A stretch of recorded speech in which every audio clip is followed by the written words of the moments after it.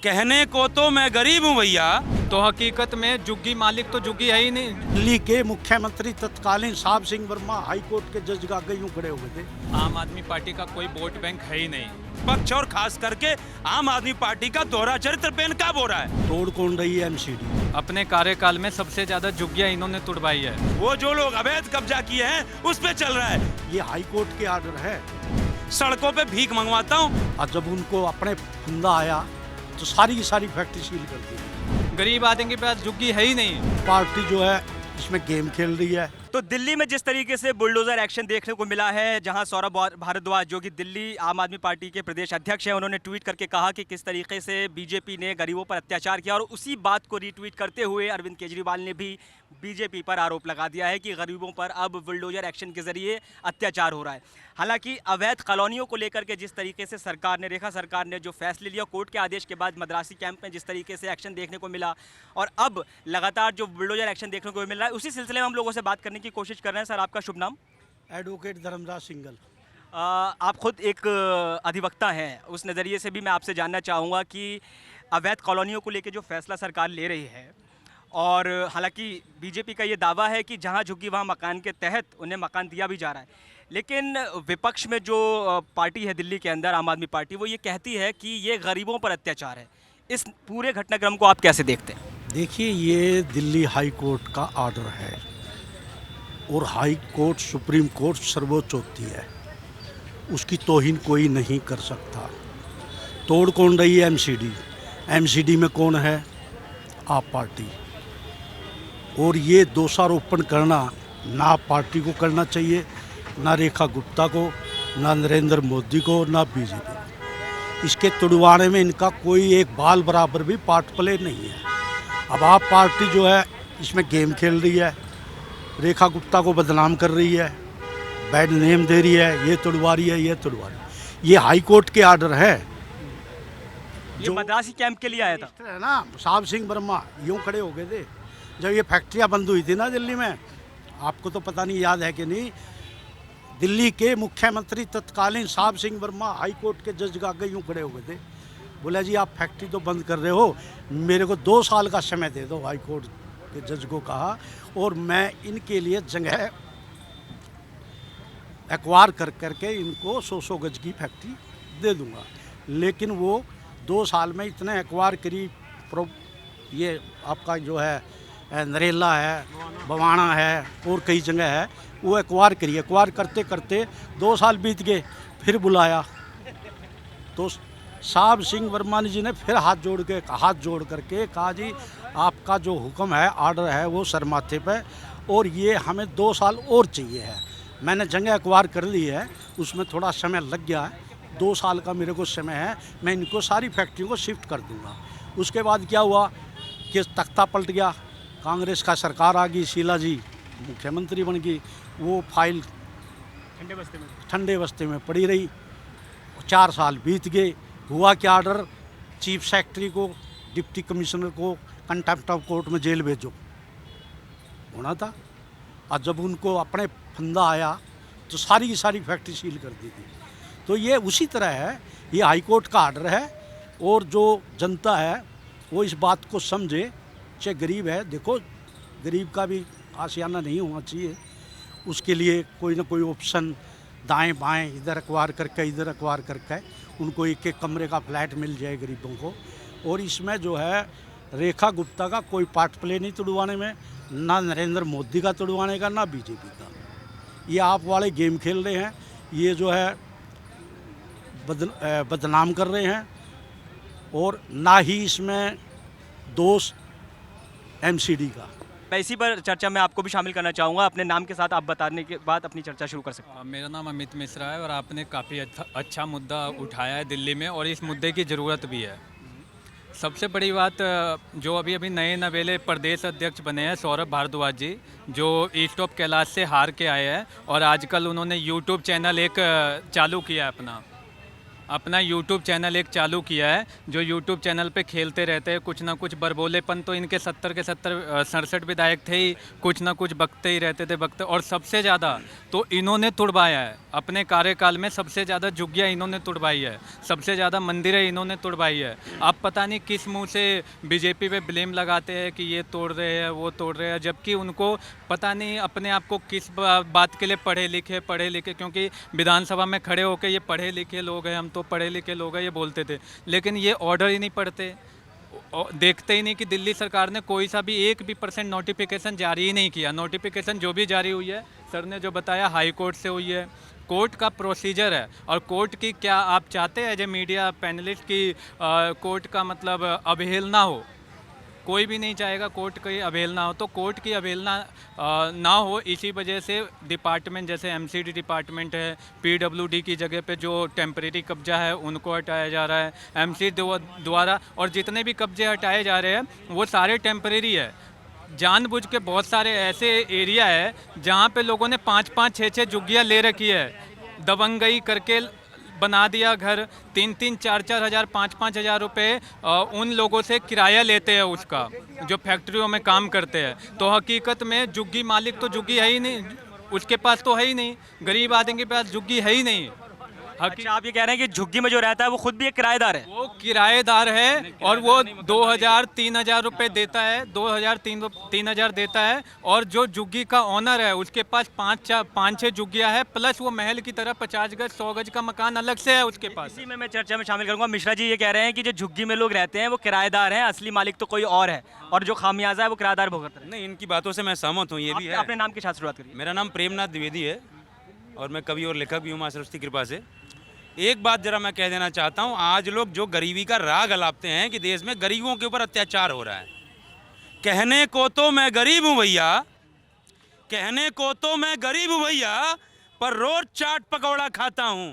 कहने को तो मैं गरीब हूँ भैया, पर रोज चाट पकौड़ा खाता हूँ। और बेशक रहने को हो ना खुद का घर, बेशक रहने को हो ना खुद का घर, पर 4-4, 8-8 बच्चे पैदा करके सड़कों पे भीख मंगवाता हूँ, सड़कों पे भीख मंगवाता हूँ। आपको मैं वीडियो दिखा दूंगा, एक लेडीज स्मार्टफोन चला रही है और उसके 4-5 बच्चे आए और कह रहे हैं ये पैसा दे रहे हैं, और चापट मार के बोल रही है इतना ही पैसा लेके आ जा जा जा, इससे क्या काम चलेगा।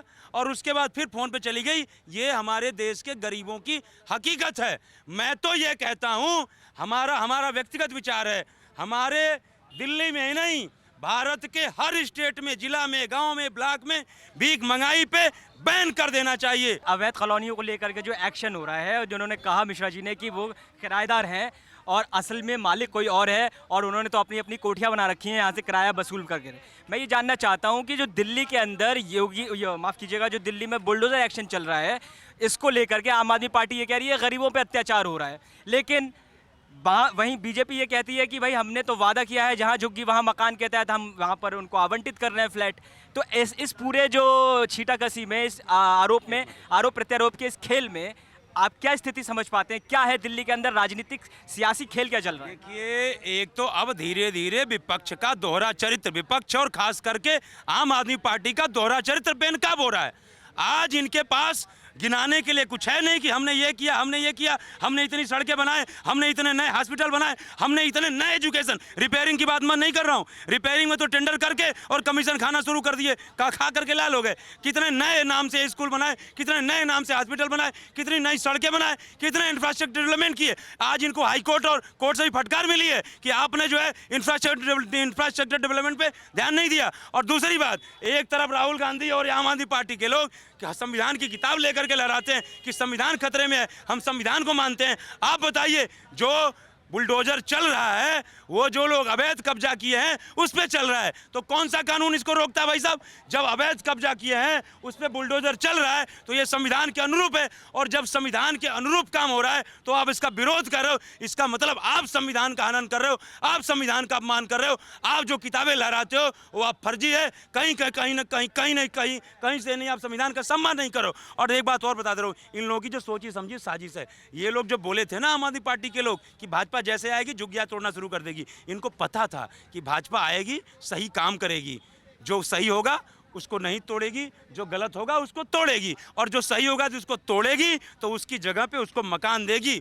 तो इनको पता था ये काम होने वाला है, और इनके जो वोटर हैं वो कहीं ना कहीं अब इनसे खसकने वाले हैं। अभी बताइए, जो है अवैध कब्जा करके रोहिंग्या ने बना लिया है, यदि उनकी जोगी टोटी तो उनको तो मिलेगी नहीं, रहने का ठिकाना मिलेगा नहीं, उनको भागना पड़ेगा। और जब भागेंगे तो इनके जो वोटर आईडी कार्ड बनवा रखे हैं फर्जी, वो उसका जो है वो उसका यूज़ तो हो नहीं पाएगा इनकी पार्टी के लिए। और एक बात कह देना चाहता हूँ, ये जानबूझकर के ड्रामा कर रहे हैं। ये जब इससे पहले भारतीय जनता पार्टी विपक्ष में थी, बारिश के समय सड़कों पे पानी भर जाता था, नावें चलती थी, आप लोगों ने तस्वीर देखी होगी। आज आप ये बताइए, जहां अक्सर आप देख रहे होंगे नाले पे अवैध कब्जा हो रखा है, लगभग हर नाले पे झुग्गी झोपड़ी बनी हुई है, नाले के एकदम उस पे। अब आप बताइए, जब तक नाले की सफाई नहीं होगी, जब तक जो चोक्ड है, जो जाम है वहाँ पे नाले पे सड़क के किनारे, उसको खोलेंगे नहीं, तब तक पानी सड़क से नाले में जाएगा नहीं, और नाले में जाएगा नहीं तो सड़कों पे पानी भरा रहेगा। अब जब नाले की सफाई करनी है तो नाले पे जो अवैध कब्जे हैं उसको हटाना पड़ेगा, खाली करना पड़ेगा, तब सफाई होगी।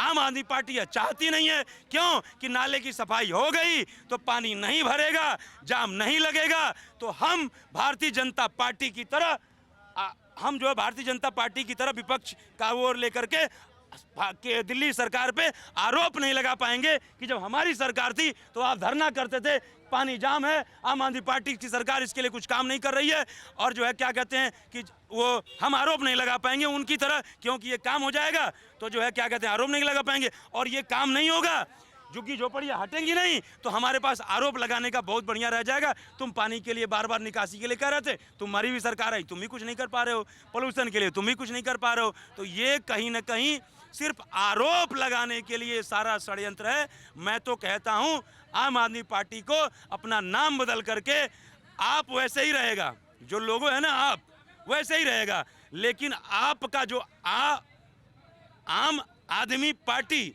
तो आम आदमी का अर्थ चेंज हो जाएगा।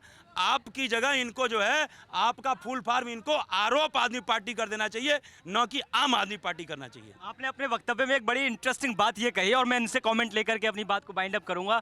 आपने ये कहा कि चूंकि आम आदमी पार्टी को पहले से ही पता था कि बीजेपी जिस तरीके से सत्ता में आएगी तो सबसे पहले अवैध कॉलोनियों पे वो अपने फैसले लेगी, जिसमें जो सही लोग, पात्र लोग होंगे उनको मकान दिए जाएंगे, और जो अवैध इंफ्रास्ट्रक्चर है उसको ख़त्म कर दिया जाएगा।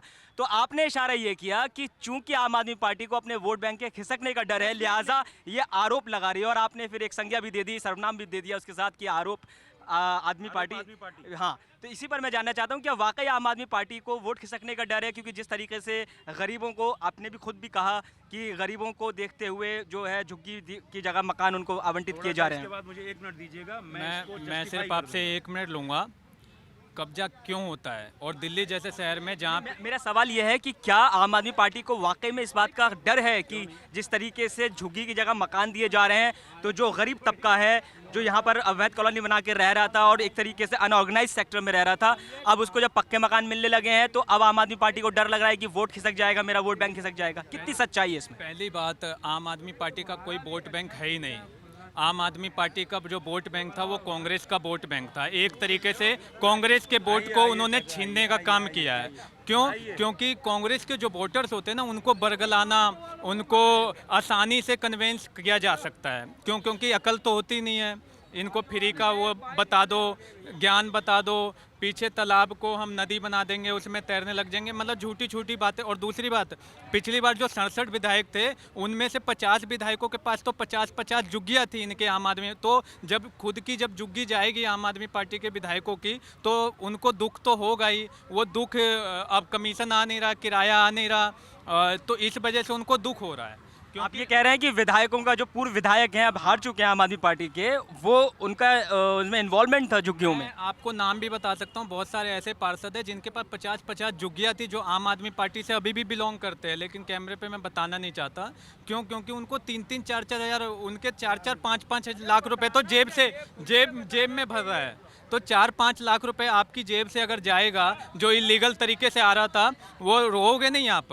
तो आप ये कह रहे हो कि आम आदमी पार्टी जब सत्ता में थी तो वो उगाही और वसूली का खेल खेलती थी? वसूली भी करती थी और साथ ही साथ जो अवैध, क्योंकि झुग्गियों में ना लोकल नेता होते हैं, दबंग नेता बोलते हैं उसको, वो नेता क्या करता है कि जो विधायक का चुनाव लड़ता है या पार्षद का चुनाव लड़ता है उसको पटाता है, तो उसको मछली के पैसे दे दिए, मीट के पैसे, सड़े गले जो बिकते हैं ना, पोटा कलेजी बोलते हैं उसको, वो उसके पैसे दे दिए, तो उसी में उलझाए रखते हैं झुग्गी झोपड़ी वालों को। लेकिन अब जो भारतीय जनता पार्टी है वो जनता को उलझाने का काम नहीं कर रही, जनता को सहूलियत देने का काम कर रही है। और जो टूटने की बात कर रहे हैं वो कोर्ट के ऑर्डर से टूटा है। अभी हाल ही में अशोक विहार में 1800 मकान प्रधानमंत्री जी ने इनॉग्रेशन किया है। वो किसको दिया है? आसपास के जो रजिस्टर्ड लोग थे जिनका सर्वे हुआ, डूसिब ने सर्वे किया, Delhi urban shelter improvement board ने बाकायदा इसके लिए सर्वे किया। 2014 से पहले जो वहाँ पे रहते थे उनको मकान दिया गया, बट इतने मकान लाओगे कहाँ से जितने लोग रह रहे हैं यहाँ पे?